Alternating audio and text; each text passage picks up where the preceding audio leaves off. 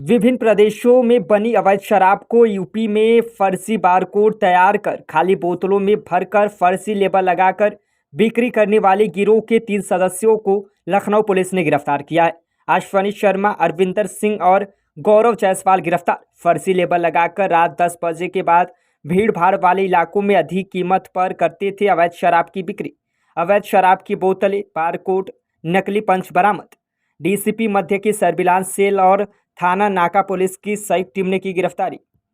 इनाम भी दिया जा रहा है क्योंकि एक अच्छे हमारी जो एसओजी की टीम है मध्य जोन की और जो नाका की टीम है उसके द्वारा संयुक्त रूप से कार्रवाई करते हुए शराब निर्माण करने वाले और शराब अवैध तरीके से शराब को बेचने वाले 3 अभियुक्तों को पकड़ा गया है। इन अभियुक्तों का नाम क्रमशः अश्विनी शर्मा, अरविंदर सिंह और गौरव जायसवाल है और इनके द्वारा पूछताछ में बताया गया कि ये अन्य राज्यों से जो शराब अवैध रूप से आती है उसको लेकर, क्योंकि वो खुले में यहाँ पर नहीं बिक सकती है, तो ये कबाड़ी जो होते हैं उनसे बॉटल्स, जो royal Stag, imperial blue, blenders, pride, इस तरीके की जो अंग्रेज़ी शराब होती हैं उनकी बॉटल्स ख़रीदते हैं। उसके बाद इस जो लोग बाहर से आई हुई शराब होती है उसको उसमें डालते हैं।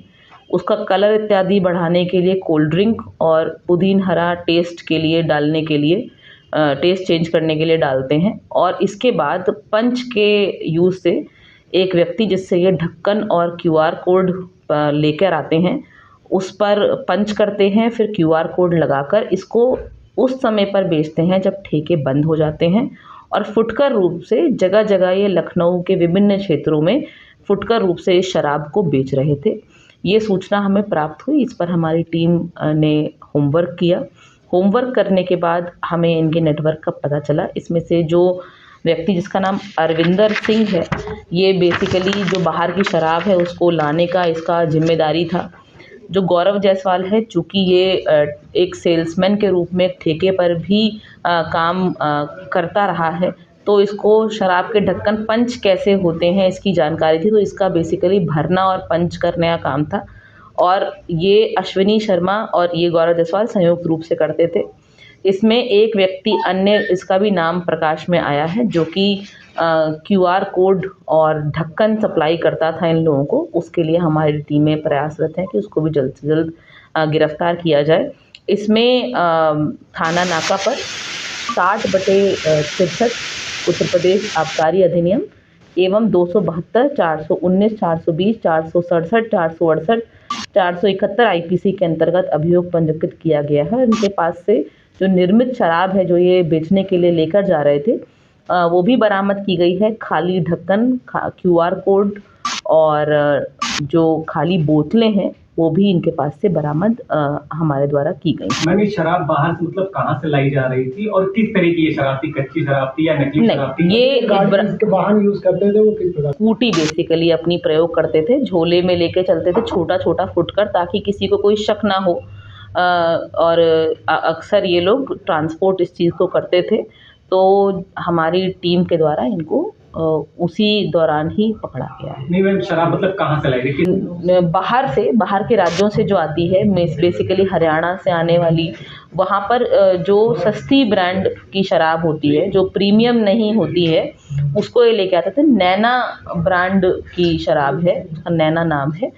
और यहाँ पर जो महंगी शराबें होती थी, जैसे ब्लेंडर, स्प्राइट हो गई, या जो थोड़े हायर रेट पे बिकती हैं, इंपीरियल ब्लू और मैकडॉवेल्स, उसकी शीशियों में भर के शराब को बेचते थे, ऑफ कोर्स एक्स्ट्रा प्राइस से। और यहाँ पर छोटा छोटा लेकर आते थे। इन्होंने कहा 1 पेटी 2 पेटी, ये इनका जो और विस्तृत नेटवर्क है इस पर हम लोग अभी काम कर रहे हैं कि पता चले कि इनका सप्लाई चेन पूरा क्या है, ताकि हम फॉरवर्ड लिंकेज और बैकवर्ड लिंकेज तो हम पहुंच ही गए थे, जो उससे पहले के लिंकेजेस हैं वो हम लोग प्रयास कर रहे हैं कि जल्दी वो भी आ जाएं अनकवर होके, ताकि हम उनको भी कितने दिनों से कर रहे हैं लोग काम? कितने दिनों से कर रहे थे? इनके लग गया कि ये हाल में इन्होंने काम अपना शायद 2-3 महीने से शुरू किया था।